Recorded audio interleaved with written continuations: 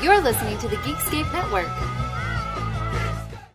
Time to fire up the VCR. This one's my favorite.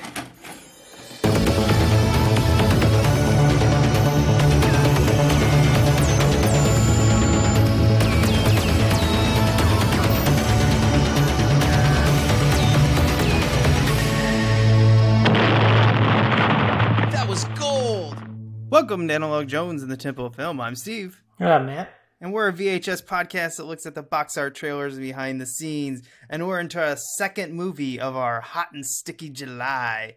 Matt, what do we watch for a Hot and Sticky July? We got a sweaty, wet movie here that just is dripping with summer heat. And that is 1987's The Running Man.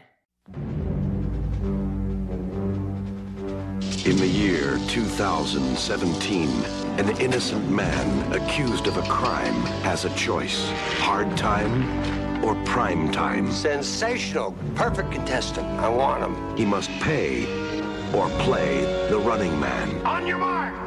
I'll be back. Go! The highest rated TV show in history. Guess they want us to stay. It's a game between life and death.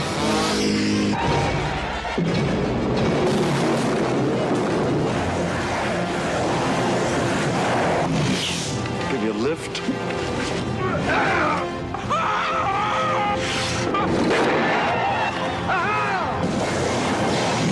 Arnold Schwarzenegger is the running man. He's playing for a prize. The prize is his life. How about the light? The running man. Oh, yeah, and they're all wearing spandex.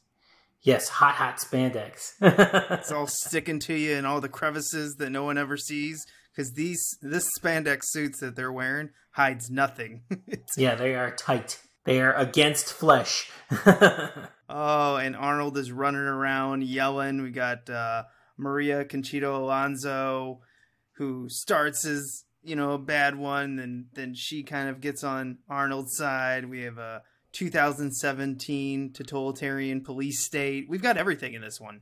And we've got Mr. Family Feud himself, Richard fucking Dawson. Oh my gosh. Is there any role better made for him? Tailor-made for him. Genius casting here. It really is, because I don't think he was an actor, right? He was just a TV personality / game show host, right? I think he showed up in big, those disaster movies that have 100 people in the cast type movies. I do think he showed up in a couple of those. But yeah, primarily, I mean, if you ask like what he's most famous for, it's like, yeah, Match Game and Family Feud, probably. Yeah, his mannerisms in this movie are perfect. It's almost like he's channeling someone he's met. Like he met a TV person, producer, or whatever that doesn't care about anyone but the ratings, and he was just channeling that person. Absolutely, it does look like that. It's perfectly through that Richard Dawson lens where it's coming through. The delivery sounds like it could be on Family Feud, yet he's talking about like murdering people. So yeah, I bet he's experienced it before, and then he put his own little spin on it. Yeah, no kidding. Now, the amount of things that this movie predicts is pretty cool. There's a cell phone in here. Did you notice that? Mm-hmm. Did you notice that they had cards that they would scan and just pay for tickets? Yep. Plane tickets? That was pretty amazing. And then going through the, I don't know if we went through metal detectors in 1987 in airports because I was 5.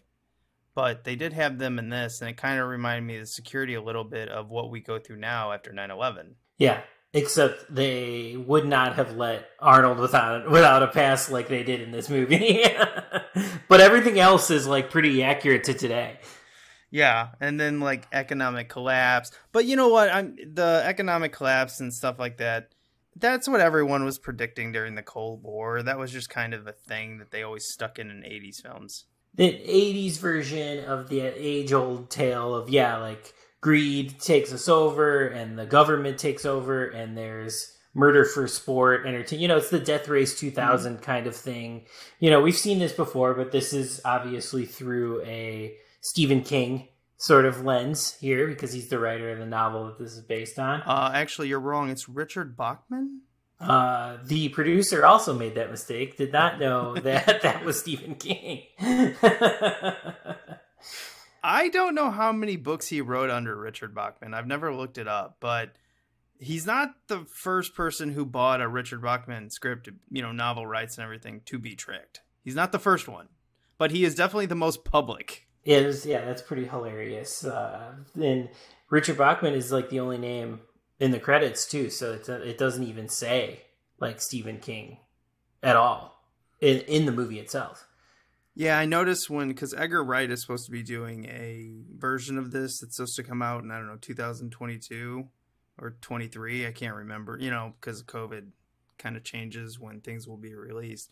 But I noticed in all the headlines, they front and center, it's like, Edgar Wright is doing Stephen King's The Running Man. And I'm like, yeah, that's funny. Now they're like, make sure you put that in the title because that's how we're going to sell it.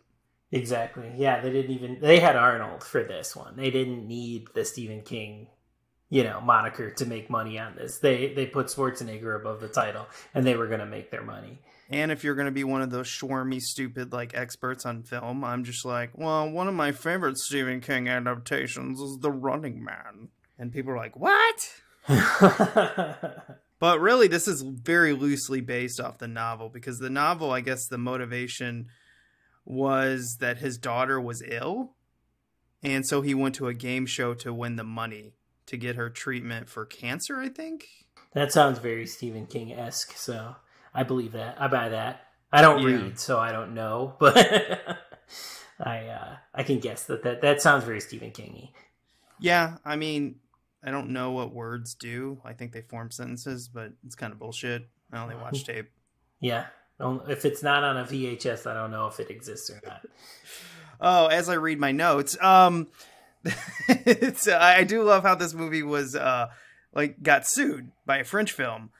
Now, this is someone who's been living in Chicago for almost 20 years, about to do a French title, so prepare yourself. Pull up those trousers, because this is going to be bad. Le Prix du Dodge. Damn it. Le Prix du Danger. Okay.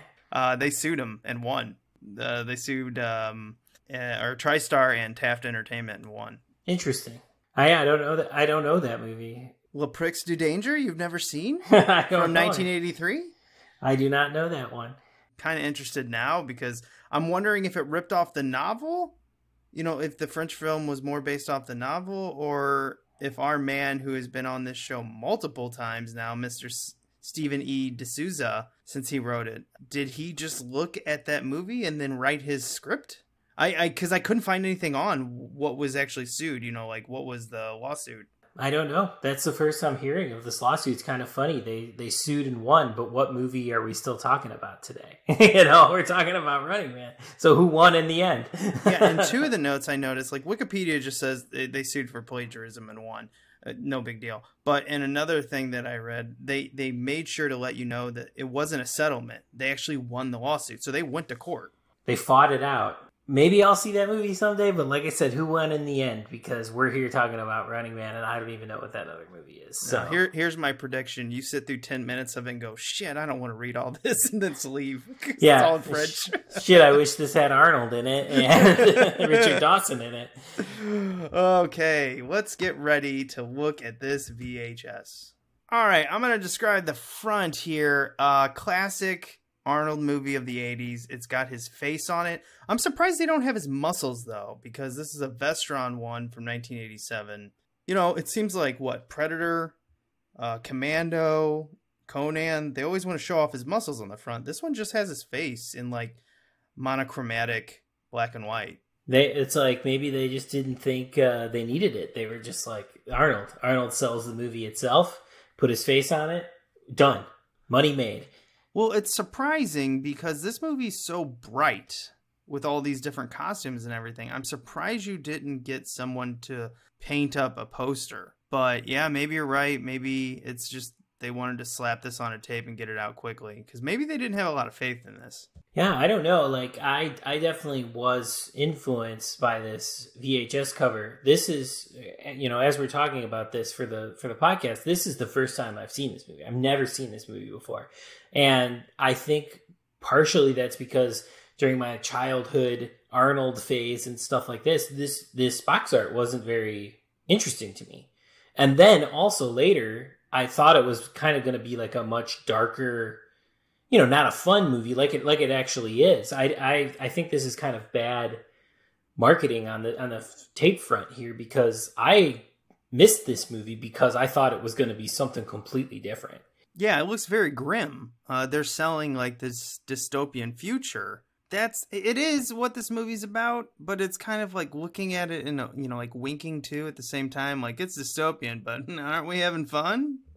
Yeah, like I mentioned Death Race 2000 earlier, it definitely has that kind of vibe where it is like bummer, but tongue in cheek. And like there's death in there, but like a lot of the times we're like kind of laughing at the people that are dying in it. So it is kind of the dark comedy and the humor and just that 80s fun quality totally lost with this cover and with the advertising of it. Yeah, I'm wondering if someone in marketing just thought the more serious, raw deal Arnold would sell better. And maybe that was the case. I mean, these kind of movies that are dystopian and fucked up but funny, no studio knows how to sell any of those ever. So, you think they've learned that we like them because they keep making them and we keep talking about them, but they don't know how to sell those movies, especially in the 80s. They didn't know how to sell this type of movie. Yeah, I don't think we learned how to sell the movie like that until Total Recall in the early 90s. The 90s kind of just changed marketing for these. You could be loose and colorful and a little bit more kind of open about what you're selling. You didn't have to hide it so much. Maybe it was just harder to get opinions, so they just marketed what something had sold well. In the past, this type of movie sold better like this, so let's stick to that formula. I think that's what is like what's creating this boring cover. Yeah, it's like you mentioned Commando. I mean, the Commando cover is kind of just Arnold and his muscle and some guns or whatever on the cover, but it's not a very interesting cover either. Mm-hmm. And this is just kind of the punched-in version of it, because it's just his face. And it's like, hey, Arnold's in this. Give us your money. Yeah. All right, getting on. Everything's in red. Well, most of the lettering is in red, which there's a lot of red in this film, so I give that. At least they're reflecting the film a little bit on this cover. Giant letters, Schwarzenegger on top, and then The Running Man at the bottom. And we got two little lines here. A game nobody survives, but Schwarzenegger has yet to play. If there was a little bit of color on this, it was something to attract my young mind when in the 80s, and with that tagline, I would have rented this in a second. But I didn't watch The Running Man until the late 90s when I just saw it on television one day. Yeah, so you kind of had the same thing then, where it was just like, it's just not attractive to, our brains that are looking for fun, crazy movies, so obviously it had the same effect on you. I didn't rent this on a Friday night, so to speak. It always got passed over for, wrestling tapes, horror movies, or another Arnold movie, or a video game. We always had that like tiers that we'd look for, and this was too low, on the tier, because if Running Man was, next to Predator, Predator's getting rented 100% of the time, every time. Yeah, and if I'm renting like Arnold movies or whatever, yeah, I'm gonna go for Commando or Last Action Hero or something like that. Like I'm not gonna go for this either. Yeah, so let's turn this over to the back, because this is a small novel that I'm going to have to read. This is fun when they do this. By Richard Bachman. Yes. At the top, we've got some quotes here. Arnold is at his best. Fans start running, from Joel Siegel, ABC TV, Good Morning America. We have another one. One of the most thrilling action-packed adventures of the year, from Rex Reed, at the movies. Well, we haven't had a Rex Reed quote in a while. Yeah, these are like Joel Siegel and Rex Reed. This is like the critics. These are the guys at the time.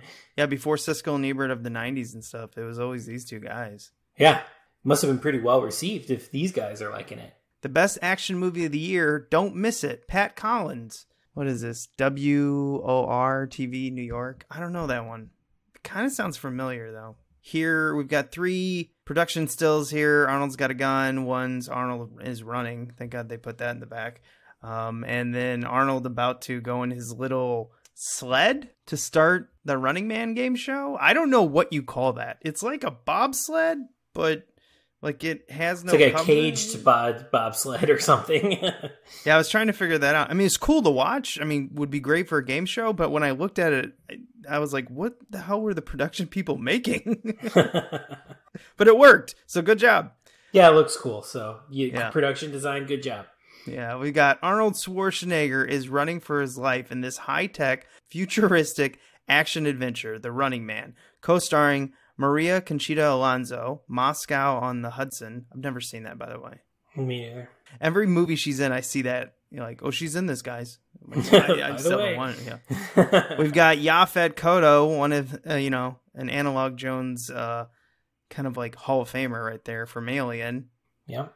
Dweezil Zapple? Dweezil. That's Dweezil? That's how you spell Dweezil? That's his name, Dweezil Zappa. Who is that? That's Frank Zappa's son. How did we get like from Frank to okay? All right. It's Dweezil and Ahmed Zappa are the 2 kids. Okay. We've got Mick Fleetwood, Jim Brown, Jesse the Body Ventura, and they are in this critically acclaimed performance. Family Feud host Richard Dawson. That doesn't... Okay, so it says, and in a critically acclaimed performance, Family Feud host Richard Dawson. Okay, I see what they're doing there. The year is 2019. Television is now ruling people's lives in the 21st century. The most popular audience participation game show is The Running Man, where convicts can win pardons instead of parting gifts by defeating murderous henchmen known as stalkers. The stalkers haven't had much of a challenge lately, ... until Ben Richards, Schwarzenegger, all in caps, came along. Wrongly convicting of slaughtering 1,500 innocent people, Richards is the next contestant to fight for his life and his freedom.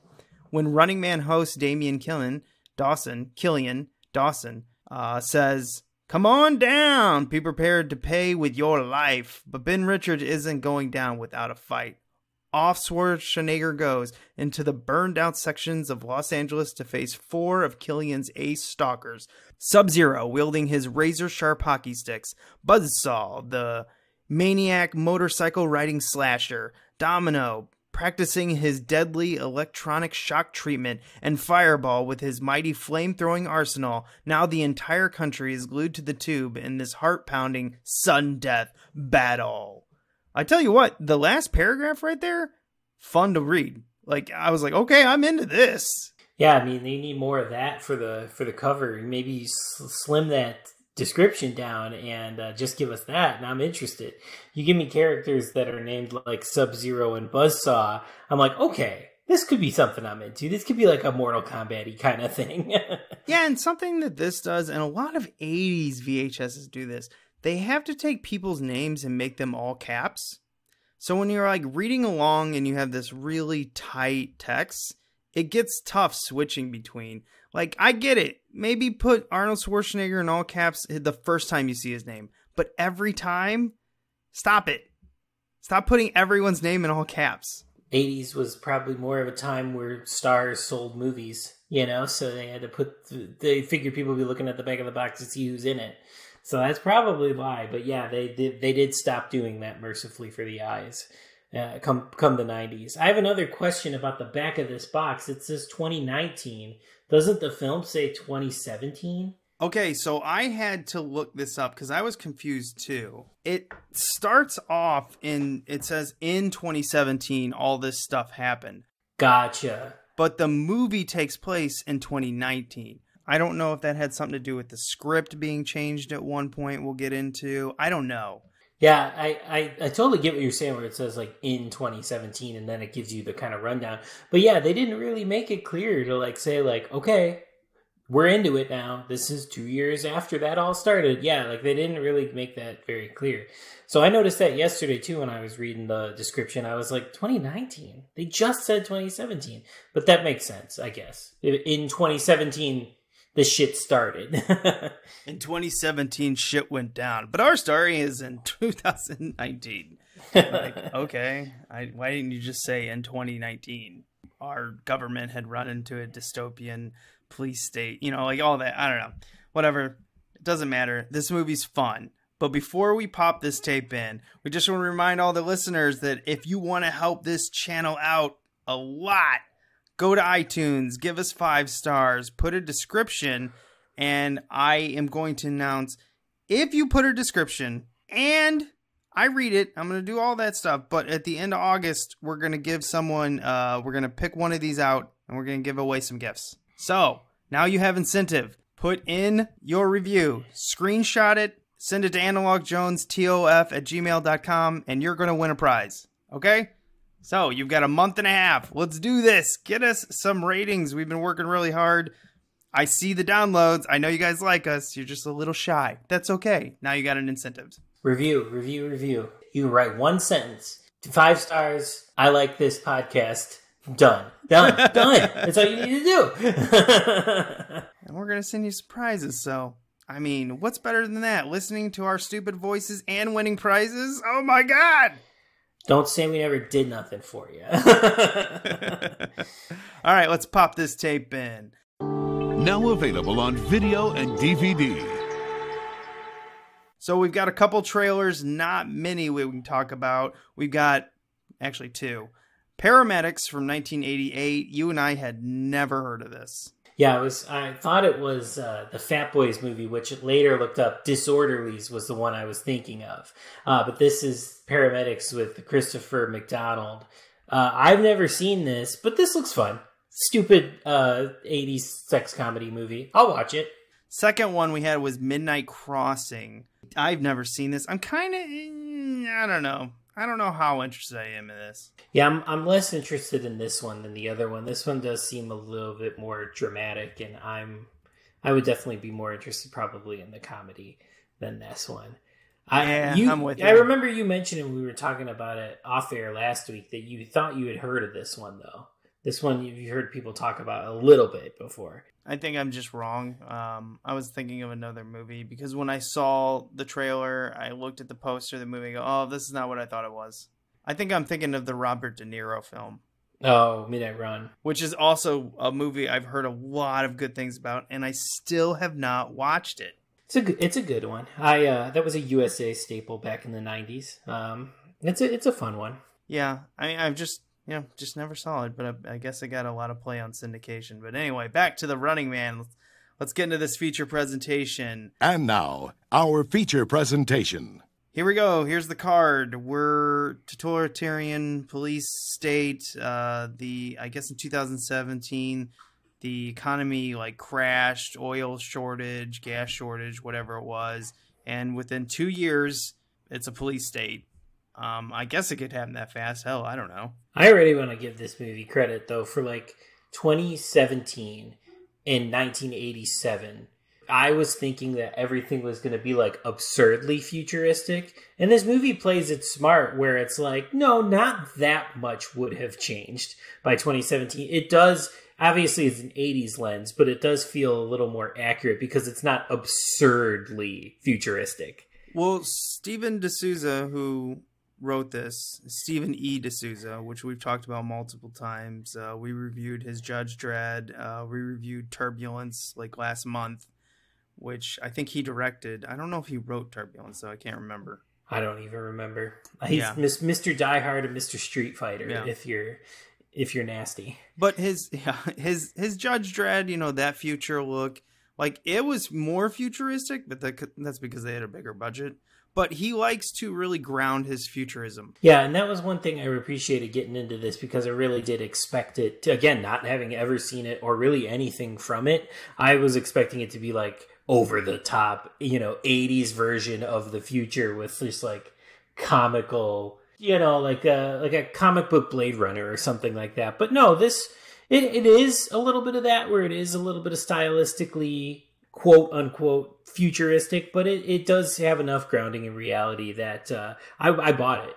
Yeah, so did I. It was just enough, a lot of futuristic stuff that, I mean, back in the past you look at now, a lot of it is just stuff that is more convenient for us. problems sometimes when people from the like 70s or 80s or whatever, or I mean, think about Back to the Future. You know, when they like put us into the future. Now that was more of a comedy, I get it, but they put all kinds of shit in there that none of it would be useful to us. Like I remember like when his dad was floating, he's like, "Oh, I threw out my back, so I'm floating on this." Now that's because an actor wasn't returning, but like future stuff like that, it's never gonna. I mean, that looks stupid. Why the hell would I just wouldn't go to dinner. You know what I mean? Like, but these small little things that they put, but you know, like Back to the Future, that like dehydrating the food and then the food comes out, that's something you're like, oh, that's convenient. You know, that's the kind of like futuristic look that I always like. It's because someone's paying attention to the details. Yeah, and like this movie, because it decided to go sort of more the grounded route, we do get stuff like you mentioned, like the cell phones and the chip credit card and things like that are they got right. You know, they definitely predicted.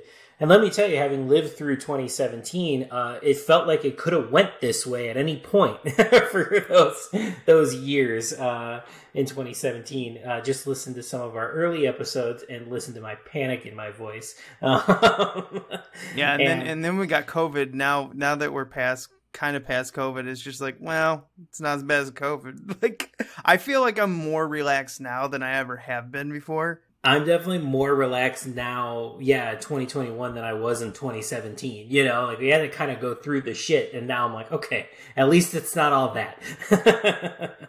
Yeah, it's like, well, could be worse. At least I can see my friends now. Yeah, exactly. Yeah, so. But let me tell you, sometimes in 2017, 2018, 2019, you know, when this movie's set, it did feel like we could do a hard left turn into Running Man at any given point in time. Now, if this movie would have had an over-the-top president, I just would have gone down to my knees and been like, I'm not worthy. You are amazing. Yeah, this movie figured it out. Yeah, but no, it does a good job of predicting kind of things, and it doesn't overshoot, like we were saying. So I respect it for that. Mm-hmm. Now, this movie went through 3 directors, maybe 2, depending on how you look at it, because the first one that was hired wanted to change the script. This always amazes me about directors, by the way.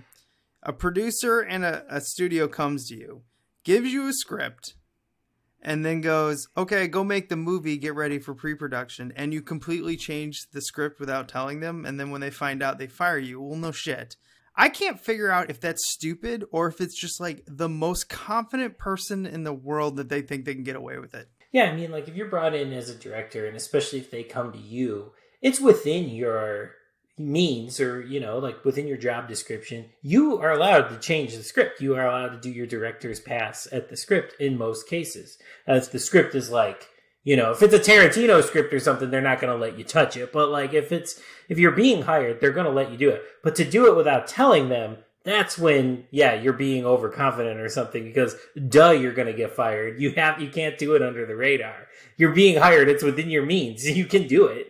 This is every director's allowed to do their pass, because you'd rather have a director make a few changes, give them some power, get them personally invested in it. Good. Most production studios allow that. Again, you know, there are a few that like, this is the script you're making no matter what. But most are like, yeah, do your pass, become, you know, personally invested. That's always a good thing. But he apparently took out the entire game show and goes, it's going to be in a mall. What?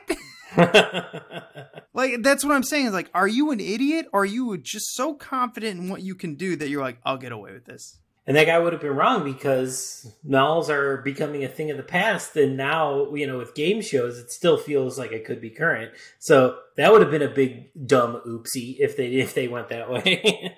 Yeah, I was watching Hack the Movies on this, which is something done by the Angry Video Game Nerd and his boys that like review this film. And I do like their opinion on one part.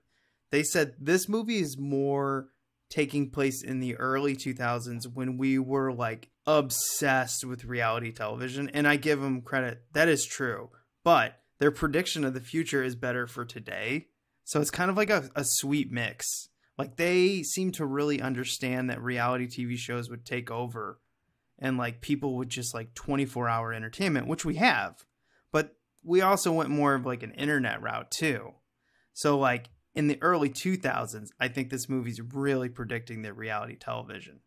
Yeah, game shows, Survivor, things like that. You know, watching people be in danger. I mean, obviously we didn't have shows where people were dying, but, you know, yeah, Survivor being sort of our 2000s example of it. Absolutely. This predicted that whole movement.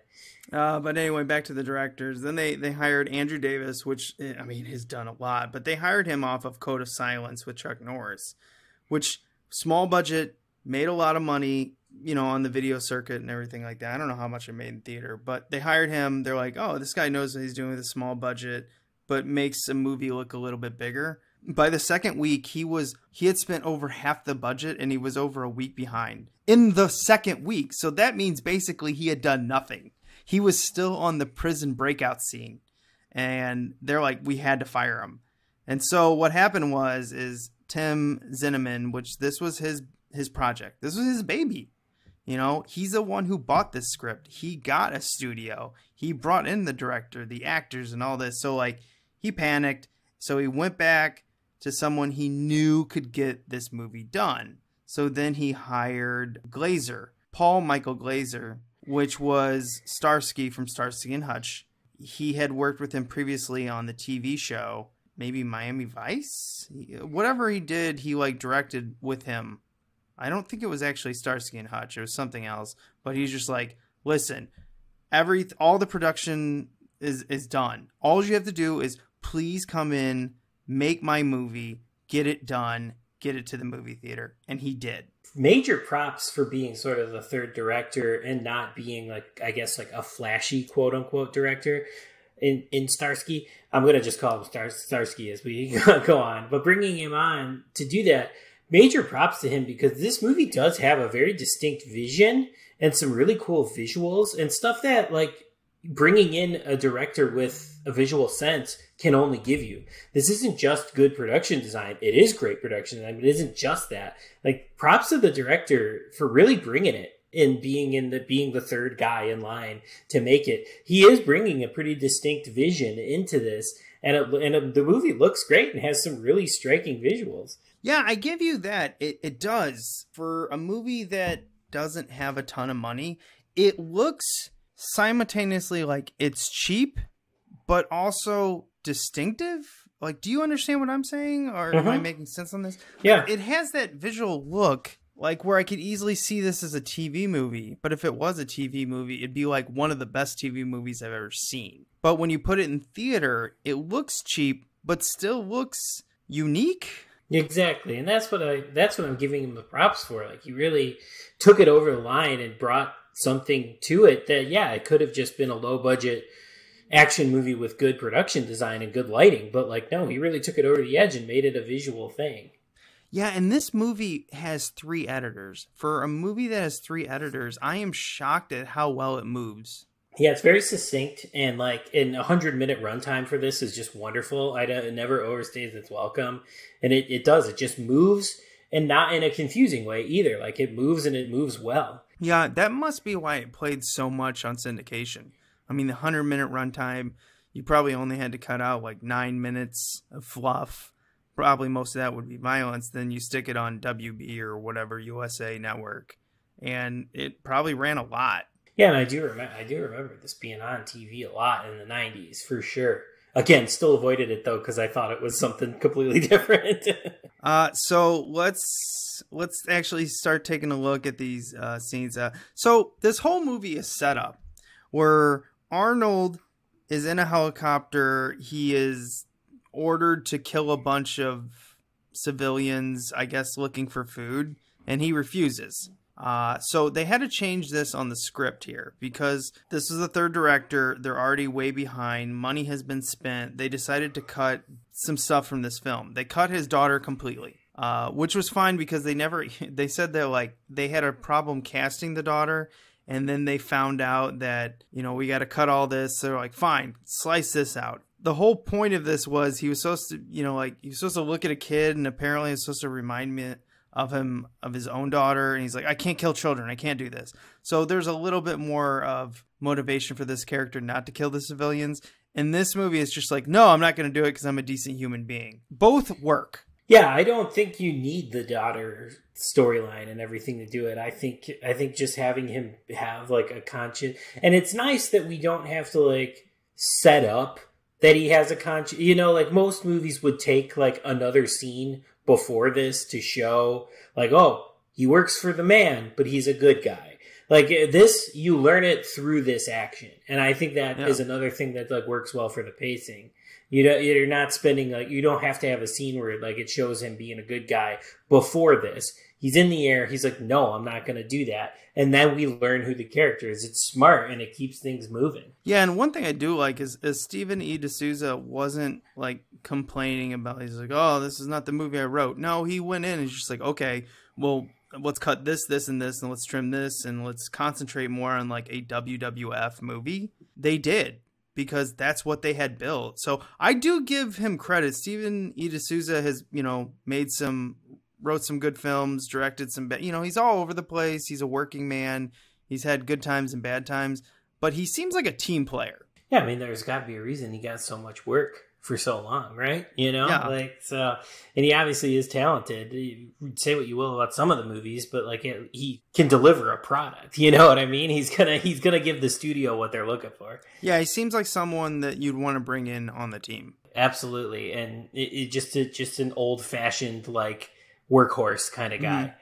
And then we get to a prison scene where they escape and they introduce the neck bombs. What's important about these is like he gets his two, I wouldn't call them friends, but colleagues that help him escape. And it's kind of sad that we didn't get more of Yaphet Kotto and his friend. By the way, the other guy, the computer genius that's with him, that is the pallbearer from Back to the Future 3. Okay, random. I just nice. Right when I saw him on screen, I go, I know that face. Looked him up, and I'm like, oh my god, pallbearer. Any other world, this actor would have probably been Shane Black at the time, playing like that. He's very similar to that character in Predator that Shane Black plays. Yeah, so they escape the prison. We get a lot of gunfire, a lot of fun stuff. But then it sets up the story of them splitting ways. Yaphet Kotto and his friend, they're going on the revolution to stop the man, stop big government, and all this stuff. A right-wing media's wet dream. We got to stop the man. They just happen to be right in this movie. And he goes, fuck that. I just want to be on my own. I'm going to go see my brother. We get introduced to Amber, who's now living in Richard's brother's old apartment. And she's like, I don't know. They told me that guy got kicked out because he did something bad or whatever. So then he kidnaps Amber, takes her to the airport. We get that hilarious scene where apparently if you just act like an idiot in front of security, they just let you through in the airport. Yeah, be like, oh, I can't find my pass. And he's like, just go. I'm like, that wouldn't happen today. You should try that next time in front of them and then watch them take you into a security room. I shuffle through my pockets, reach in whoever's with me's bag, and just be like, hey, I can't find the... I got yelled at one time for leaving a quarter in my pocket. What's in your pocket? Quarter? Go through again. Jesus Christ, okay. Yeah, exactly. Yeah, I remember getting yelled at for having a water bottle that I forgot I had on me, So, yeah, they wouldn't let me through. Not a chance. That wouldn't happen today. One time I got through with a pocket knife, and I swear to God, this really happened. I had no idea it was in this jacket that I never wore. I don't know why there was a pocket knife in there. It just was. But my jacket went through security, and I got onto a plane with a pocket knife. Sarah is my witness. Wow. You just never know. They must have thought it was a zipper or something. Yeah, probably if it was in your jacket. Yeah. Wow. You just never know. And as soon as I landed, I was like, I threw that pocket knife away. I go, fuck that. Ain't taking that chance again. Yeah, not coming back with it because I'm not going to get so lucky probably. Trying to speed through this because let's get to the fun part, because when we get introduced to Damien Killian, I mean, just listen to him announce Arnold's on set. What's inside the zone? The runners have 3 hours. They've got to go through all 4 game quads. 3 hours or less, and they're going to need every second, because you know who's on their tail? Who? And you know what happens then? What? Right, without further ado, It's time to start running!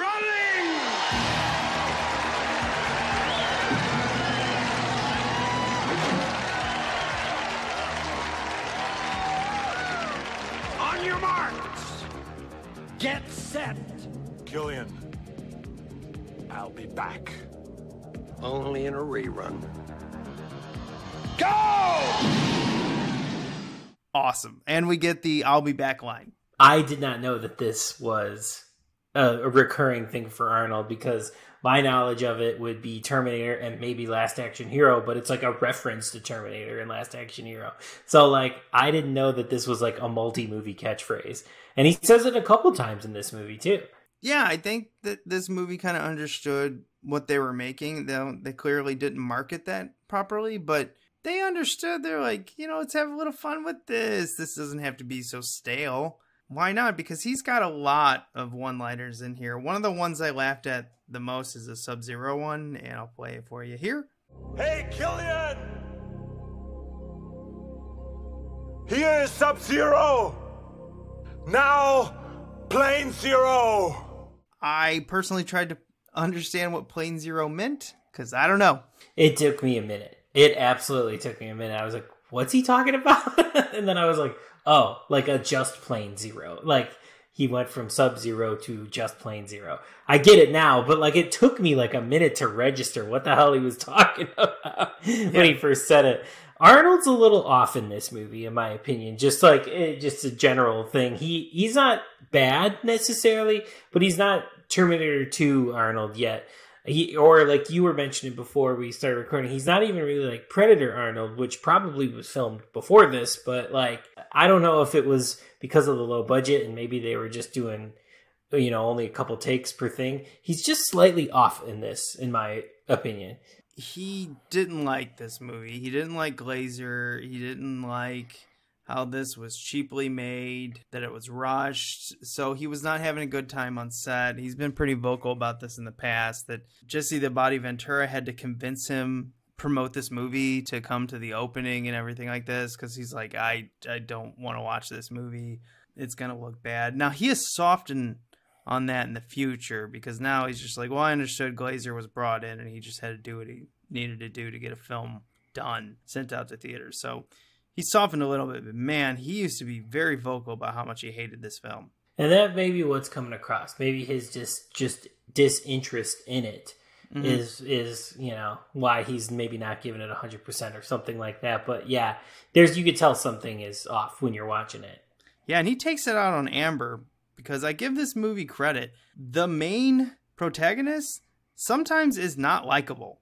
He's mean to her. Yeah, he's kind of throwing her around a lot at the beginning and stuff like that. And like, really just like, she's just somebody who ended up living. Can you imagine if, so the person who lived in the apartment's previous big giant Arnold Schwarzenegger brother just came in and started throwing you around? Like, be like, what the fuck? Like, I just moved in here. Leave me alone. Spending your money on plane tickets. Yeah. The Butcher of Bakerfield, which we didn't mention that. That's the nickname he got. And man, they market the hell out of that nickname before he gets on the TV show. Yeah, because they twist it and they edit the video and make it look like he did purposely bomb the families and stuff that were trying to get food at the beginning. But no, he didn't really. They just edited it so to make him like this uber villain. Yeah, and there's another prediction of the future too, how they edit video and just like superimpose people's faces. Yeah, media manipulation absolutely is a big 2017 thing or whatever that they got right. Yeah, they nailed it on that one. But when he gets in there and he starts facing all these bad guys, he starts with Sub-Zero, which is a hockey player that has a sharp blade and skates around and slices people up. But they don't decapitate him, which I think is a missed opportunity. But the one thing I love to point out is they do a good job of selling Killian not knowing what to do, because this seems like one of the very few, or maybe the only time, that a stalker has died. And he gets all somber and he's like, well, back to commercial, and then he cuts to commercial right away. And I love that just awkwardness of like, it almost seems like they never planned this, and then he cuts to commercial. And that reminds me so much of what live television does. They get quiet, they don't know what to say, and they cut to commercial. Yeah, it's I don't know, it's a moment. Yeah, like you said, that like totally was not expecting. Richard Dawson's character, Killian, seems like he's got everything worked out. And then Arnold shows up, and then nothing starts working out. So, like, you're watching him in a moment of being like, oh, man, I had everything worked out from the start of this game to the end of this game, and now my whole plan is to shit. Yeah, and I do love how they, like, come back for the next day, and they ask an audience member to pick their stalker. I found this fascinating, that, like, people would call them out, and then they cut to, like, an underground betting, which is something that happened in Survivor, the TV show that's been running forever, that, like, it's been like a big betting, like Vegas takes bets on who will actually survive in Survivor. And I just found that fascinating. Yeah, it also feels like, a movie that kind of came later. I'm not referring necessarily to the books of it, but like the Hunger Games kind of feels like that too, where you're rooting for your picks or whatever in these dystopian games. Yeah, and then the next fight they come on, we get Buzzsaw and Domino, and Buzzsaw is fine. He's like wielding the chainsaw and everything like that. But man, Domino is awesome.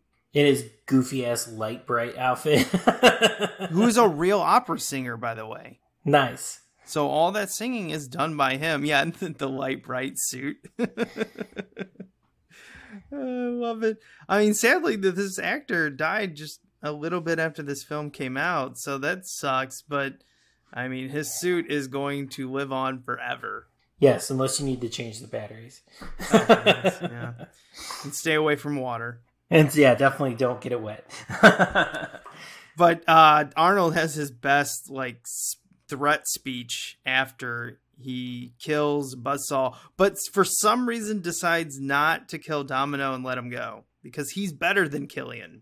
I'm going to punch through your stomach and break your spine. I fucking love that line. You cold-blooded bastard. I'll tell you what I think of it. I live to see you eat that contract. But I hope you leave enough room for my fist because I'm going to ram it into your stomach and break your goddamn spine. Yeah, I mean, it doesn't matter that he lets Domino go because Maria Conchita Alonso gets him with the water in the end. So he's offed. Yeah, don't worry, folks. Domino gets what he deserves. And then we have Fireball, played by Jim Brown. I was a little disappointed in this character because he is boring and kind of just goes away without much of a fight. Yeah, I was kind of surprised when I saw Jim Brown in the movie that, that was all they kind of used him for. He was in it pretty quick. I'm wondering if this is part of the cuts of I know we have Jim Brown, but we don't have time. We've already... They spent a lot of time on Buzzsaw and Domino. And Sub-Zero. Yeah, absolutely. Yeah, because those two come out together. So it's sort of like the first one and then the second one. And then, he's the third one to come out. So they just kind of not rush through it, but we're ready to move on to kind of the next section by the time he shows up. Yeah. So, I mean, they kill Yaphet, Kotto, and Jim Brown quickly, so they're racist. Maybe. Maybe. Not racist, but you know what I mean. They're just kind of... Those characters were kind of disposable. Those characters are kind of disposable. I mean, you could say that maybe Buzzsaw was disposable too. I wouldn't have minded if it just would have been Sub-Zero, Domino with... See, this is what blows my mind. How is Sub-Zero and Fireball not, teaming together? Yeah, right? That makes more sense, right? What if you had an entire, American Gladiator studio and half of it was ice and then half of it was, heat? And you go back and forth between these two elements. I think that could have been cool. They could have played on that, but no. They decided to put Domino and Buzzsaw together, which I guess you could say chainsaw and ice sculptures, but that's not what they're going for here. They just, they were rushing. Maybe they didn't have time to think about it. But honestly, all of them get overshadowed by one man, and his name is Captain Freedom. Here's his exercise video. Are you ready for pain? Are you ready for suffering? If the answer is yes, then you're ready for Captain Freedom's workout. Yes, it's America's own Captain Freedom. That's the ticket. No pain, no gain. Holy shit, Jesse Ventura is perfect. Yeah, I mean, when we get like the Jesse Ventura exercise video and his like little talking to the camera moments, and even when we see like the climb the rope for money advertisement or whatever, it feels very RoboCop with the. It does, yeah. Cutaways, same year, and cutaways to all the different fucked up things that are happening. Very Paul Verhoeven, where everything has got this funny, tongue-in-cheek like look at media, but at the same time very sharp. Yeah, and very dark, very like damning, It's like a sharp, dark tongue explaining to you the badness that can come from using the media the wrong way. Yeah. Which I'm sure came from a little bit of, Mr. Richard Bachman's novel. I assume, I haven't read it. I'm assuming, Stephen King had some pretty fun things to say in that novel. Yeah, I'm sure there were some media takedowns because Stephen King is Stephen King. Yeah. What they do is they set it up where they make a fake video. Captain Freedom kills Arnold, and it's really a stuntman. He actually kills the stuntman, which is funny. And they point out, you didn't have to do that, but you wanted it real, didn't you? Good point. So then Arnold basically, because he got away, right? Is that why they made the fake video? Yeah. Yeah, so he ran away with like the revolution, and before they stormed the castle, Maria Conchita Alonso gets caught stealing video that proves Arnold is, he wasn't the butcher of Bakerfield. He actually was the good guy, which is funny because they have a great line where Arnold's like, wait a minute. And by the way, that looked like a USB drive, right? It did. Holy shit. Look like a USB. Mm-hmm. So she apparently gets away and shoves a USB drive up, whichever hole you think. Maybe she stuck in a balloon and swallowed it, but I doubt she had a balloon on her. But she gets put into the game, and then at the end of the day, when the revolution comes, she has the video that proves Arnold is innocent. Yeah, they play the video, and then, of course, the audience turns on Killian, and then Arnold's got he's got a few one-liners, and he sends him in the thing and hits the spot. Really eye-rolly one-liner. I do love how they show that they're all a bunch of liars, because apparently through this thing, they said that only two runners have survived in this show, and those two are now living in paradise because they paid for their homes. And basically the rest of their life is a vacation, but it exposes them at the end that they're just dead. But one thing I do love about this, and I love when movies do this, cracks me up every time, they show the video that proves Arnold is innocent, but they actually, instead of like showing an actual video camera, like security camera on the helicopter, which they should have done, they show what we see as an audience, and I'm like, wow, those security cameras have really good production value. Yeah, it's basically the movie we are watching. Yeah, it's like with the director's edits and stuff like that. Like it's not footage found. It's the movie. It's so much more impactful if you take a couple hours, set up one shitty security camera on an angle, have them like toss around, fight for a little bit, and just stick that in. Like, it's so impactful, but I'll let it slide. It's 1987. They were on a budget, and it's a movie thing. It's a movie. You see it in every movie. It's a suspension of disbelief thing. It works really well if you just it's cheaper too. Yeah, I mean, you just basically, like you said, set up one camera. They don't really have to do much, and then have the audio from the movie play over it. Nowadays, you just record the audio on your cell phone and be like, oh, stick that in the movie. But it doesn't sound good. That's the point. It shouldn't sound good. But yeah, whatever. This movie has a great 80s ending. When they shoot Killian down the bobsled and he fires through, for some reason, he's going faster than any of the runners ever did and explodes through a billboard. I don't know why it explodes, and I don't care. It's awesome.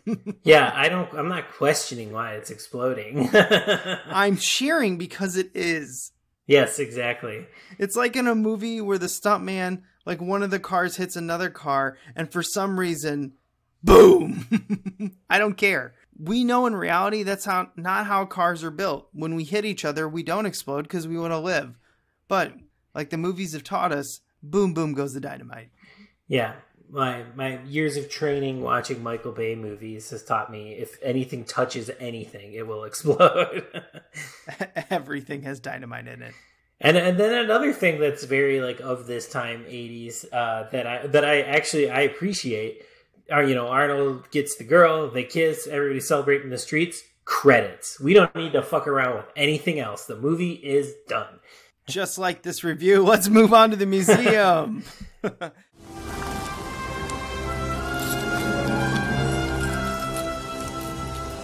This is the second time I've had to reclaim my property from you.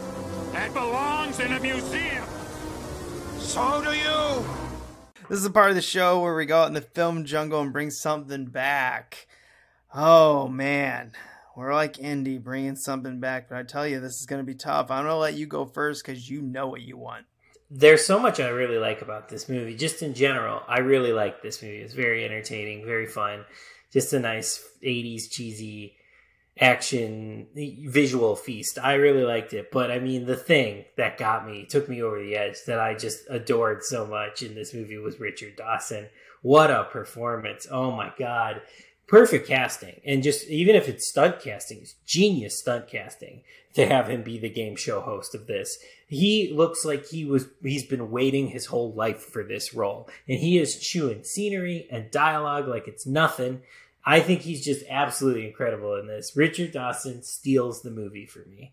I could agree with you, but I'll just let Ebert do it for me. Play clip now. There is one element of this film that is excellent, and that is the entire backstage detail of the game show is hosted by Richard Dawson. And his performance is fascinating. He seems about half-crocked all the time, always smoking that king-size cigarette, talking about his ratings.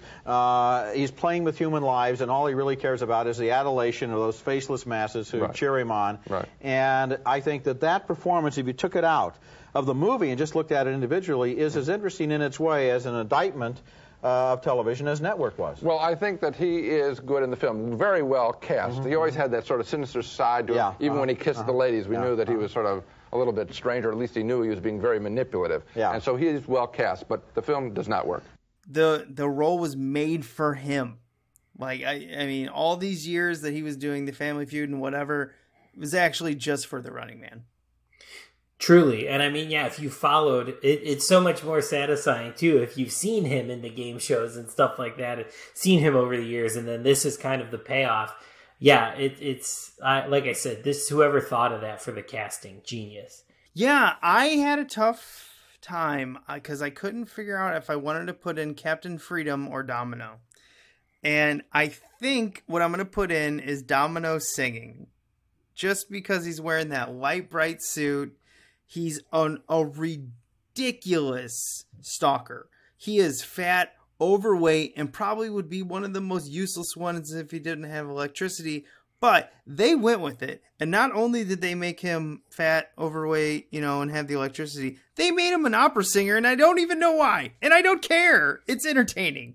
Exactly. Yeah, props for those decisions. Yeah, those over-the-top decisions, but that's what makes it stand out in the movie. So, yes, props to them for that. A close second is Captain Freedom. I mean, that is close. But I've enjoyed Jesse Ventura so much on wrestling and watching the documentaries and just remembering his voice back in the day and even farther back when he wrestled. You know what? I'm going to give this one to Erland Van Lith, who is the actor that played Domino. Nailed it. Yeah, Jesse's got his chance to be in the museum at some point here. Yeah, if we do Predator, that sexual Tyrannosaurus, he's getting in. I'm sure we'll do all the Predators eventually. We have done 2, haven't we? Done Predator 2 and Predator, from the latest one. Maybe we should finish that franchise at one time. Maybe one day. Maybe one day. I think the first one would get a shit ton of downloads. Yeah, it's just tough though. Like when you're like, well, we're basically doing Terminator 2 because this is fucking amazing. Everything's good about it. There's nothing bad about it. And it is another movie of Arnold's movies, like 15 or 16 of them. He played the security guard in this movie. I just forgot his name. It's like Sven Ole Thorsen. I know what you're talking about. Yeah, it's definitely Thorson. Yeah. I don't remember his name. Is it Sven Thorson? I think it's Sven Thorson. I think because I know it sounds very familiar to me. I should know it better, but when he was in Gladiator, when he was the big guy fighting, and he had that cool like teardrop like mask on in the theater, I went Thorson because I had read that he was in it. No one got that. No one got that. People were not of the 80s B-movie fans in the crowd for Gladiator that night. I don't think people were like, they didn't appreciate the nerdiness then. If I do that now, if Gladiator came out now and I yelled Thorson, there would be another couple of nerds that had been like, fuck yeah! Exactly, yeah. Exactly. How things have changed. Back in the early 2000s, people were like, shut up, you stupid teenager. I'm in my 20s. Fucking nerd. Okay, so we reviewed a fun movie. Let's turn to a not so fun movie in both of our opinions, which is great when we actually get one that we don't like. This does not happen often, honestly. But both of us watched Tomorrow War, Future War, Future Sport, whatever the fuck it's called. We are fighting a war 30 years in the future.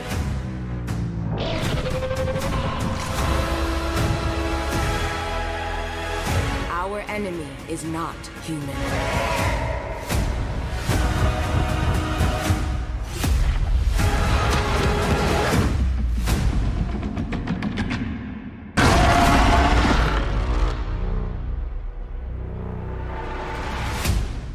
Yeah, Tomorrow War, just like it just worked out. Like I was gonna go to the movies the other day, and like whatever I was doing before made it late, and then I was like, well, I can't make it to the showtime, and I was like, well, what's new out?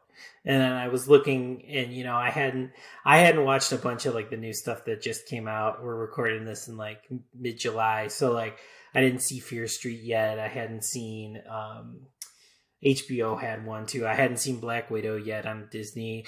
But like this was on Amazon, and I was like, "Well, I'll watch this. It's kind of a popcorn movie. It'll take the place of what I would have seen in theaters or whatever."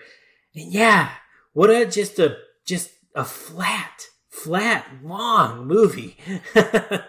Yeah, not only is it flat, it's like the plot. They are laying so much on it, and so much of it I'm constantly questioning. Now, it's, fine to let go, with a popcorn movie. And, like when you look at something like Independence Day, let's not think of all the problems. It's fun. It's not flat. It's entertaining. You're on the edge of your seat. It has Will Smith, the greatest actor of all time. Okay, we get it. Independence Day is one of Steve's favorites. Listen to our review on it. Anyway, let's pivot to this one that's flat. It's constantly hitting us with plot, but the problem is I'm questioning it and it's not fun. See, like, I like Chris Pratt. We've both talked about how Guardians of the Galaxy is awesome, and he's so damn likable. He is not... This director-writer team took Chris Pratt and made him boring. Shame on you. Everyone in this movie is so boring. Like, the characters are so flat. And like, yeah, I like Chris Pratt, I think. I don't think he's like one of my favorites or anything, but I do really like the Guardians of the Galaxy movies, and I think there's a certain level of charm he has. He does have a leading man thing. I get it. I'm fine with Chris Pratt. But yeah, oh my God, he's the most boring lead character ever, surrounded by, in a movie where sort of your secondary characters should come run away with the movie then, boring secondary characters too. Yeah, like, you can sit there and see a few of the characters. Like, I was interested in this Jasmine Matthews who played Lieutenant Hart, okay? There's, like, a spark of interest. Same thing with Sam Richardson, who played the Charlie character. Or Edwin Hodge, who played Dorian. Like, there's, like, this sliver of interest. But the movie sucks the energy out of the room so often that I just don't care. And the comedian in it, who's his friend... Sam Richardson, which I mentioned, Charlie. I really like him too, but he was gone for the movie for like an hour, and then he comes back for the end. And same thing with J.K. Simmons, which also, shame on you. How can you not put that man on film. He's gotten jacked. He's been pumping the iron for you, and then he's just gone. Yeah, like the Sam Richardson thing, it's like they do the most boring version of sarcastic, nerdy sidekick, you know, and it seems so forced, and it never was fun. I never, like, usually those characters are the ones that kind of carry you through because they're, you know, goofy and silly. This guy's just like, it's trying too hard. And then, yeah, J.K. Simmons is in it for basically 3 scenes in the whole movie. And yeah, he's in like the big finale, the last 20 minutes or whatever, which I will say was the best part of the movie. Not a high bar though to clear. Well, yeah, I mean, they use the trimmer's end, you know, shoot it off a cliff. I mean, if you're gonna steal from a classic. Exactly. And yeah, it's in like the end is kind of the most interesting part, but like, yeah, it's not original or doesn't do anything new. It doesn't do anything like mind blowing. But yeah, like way to waste J.K. Simmons, who's, you know, always going to give you a good performance. And yeah, there's just nothing there even behind him. And it's just a shame. And the time travel logic, I'm not even going to explain it. I just don't like it. Done. I mean, that is I'm not going to explain this shit. I think it's stupid. That's all I have to say. To kind of base a whole movie around it. Yeah. It's like, I don't know. Yeah, it is. It's a gimmick that I just don't think works at all. Yeah. And like the movie is 138 minutes long. So it's over 2 hours long. You feel it.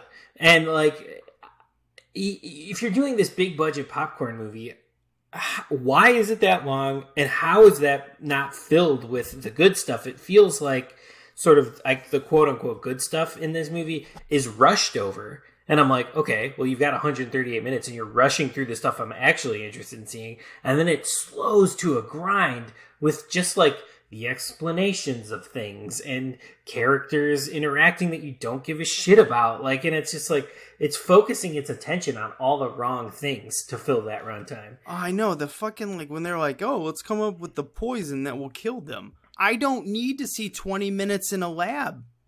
Of them getting it wrong. You know? I don't care. I understand you're trying to build a relationship with a father and a daughter, but holy shit, not like this. And it's so schmaltzy too with the daughter thing. It's so forced and fake. Like I just couldn't help but like roll my eyes through it. Well, yeah, and talk about taking a good actress that is his wife,